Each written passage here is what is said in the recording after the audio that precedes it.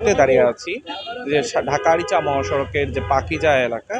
তো আমরা মূলত দেখতে পাচ্ছি যে আজকে থেকেই কিন্তু আসলে সরকারি যে কর্মকর্তা বা বেসরকারি যে কর্মকর্তা যারা রয়েছেন, বিভিন্ন অফিস আদালত এগুলো কিন্তু ছুটি হচ্ছে, এবং ছুটি হওয়ার পর থেকেই কিন্তু আসলে এই যে ঢাকা আরিচা মহাসড়ক যে ব্যস্ততম অঞ্চল, এই অঞ্চলে কিন্তু আসলে গাড়ির চাপ অনেকটাই বৃদ্ধি পেয়েছে। তো এছাড়াও দেখা যাচ্ছে যে যাত্রীরা বিভিন্নভাবে কিন্তু ট্রাক বা বিভিন্ন ওয়েতে তারা কিন্তু যাওয়ার চেষ্টা করছে। তো এই সড়ক দিয়ে মূলত যে ঢাকা আরিচা মহাসড়ক এবং নবীনগর চন্দ্রা মহাসড়ক দিয়ে তো ২২টি জেলায় কিন্তু যাতায়াত করবেন আসলে ঈদের ঘরমুখ মানুষ। তো তারা কিন্তু আজকে থেকেই বেলা বাড়ার সঙ্গে সঙ্গে থেকেই কিন্তু আমরা দেখতে পাচ্ছি যে আসলে যাত্রীদের চাপ তুলনামূলকভাবে বৃদ্ধি পেয়েছে, সড়কে বেড়েছে পরিবহনের চাপও। গরমে আরাম নিয়ে হবে না হাহুতাশ, ঘুরলে পরে ওয়ালটন ফ্যান বাতাস আর বাতাস। তো আমরা কিন্তু কয়েকজন যাত্রীদের সঙ্গে কথা বলেছি, তারা কিন্তু মূলত আমাদেরকে জানিয়েছে যে আসলে ঈদে স্বস্তিতে তারা বাড়িতে ফিরতে চান এবং নিরাপদে ফিরতে চান। তবে এই এখন পর্যন্ত যাত্রীদের সাথে কথা বলে যে বিষয়গুলো আমরা জানতে পেরেছি যে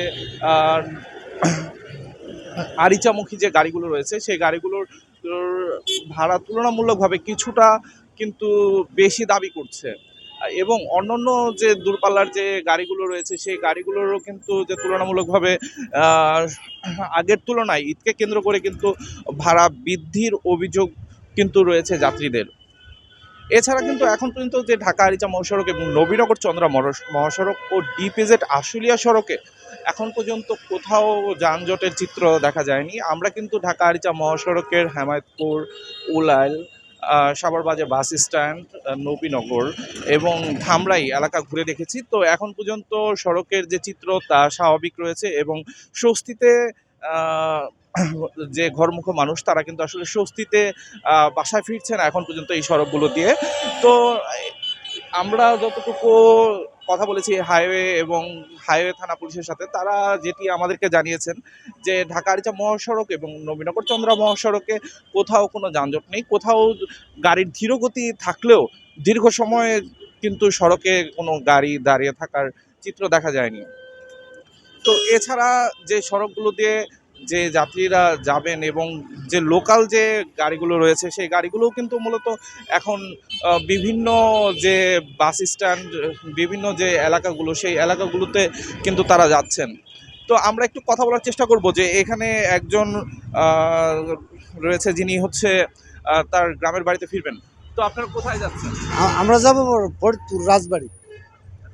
আমরা কেমন ভাড়া চাইছে? ভাড়া তো মোটামুটি ঠিকই আছে এখন পর্যন্ত।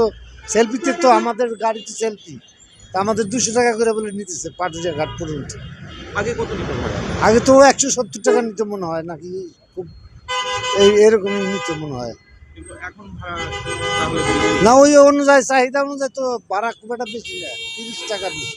গাড়ির জন্য কতক্ষণ দাঁড়িয়ে আছেন? গাড়ি পাচ্ছেন কিনা? গাড়ি আছে, আমাদের লোক আসবে আরো ইয়ে থেকে, গাবতলী থেকে আসবে। তো ওইখান থেকে আসার পরে আমার ছেলেকে আমি ওদের সাথে উঠাই দেবো। সুপ্রিয় দর্শক, যেমনটি বলছিলেন যে আসলে মূলত যে গাড়ি ভাড়া তুলনামূলক বেশি না বাড়লেও কিন্তু তুলনামূলক কিছুটা গাড়ি ভাড়া বৃদ্ধি পেয়েছে। তো আমরা যাত্রীদের সঙ্গে কথা বলেছি, তারা কিন্তু জানিয়েছেন যে মূলত যে গাড়ির যে ভাড়া, এই ভাড়া নিয়ে কিন্তু আসলে প্রতিবার ঈদে একটা সিন্ডিকেট তৈরি হয়, এবং এই সিন্ডিকেট কিন্তু মূলত যে যাত্রীদেরকে জিম্মি করে অতিরিক্ত ভাড়া আদায়ের চেষ্টা করে তারা।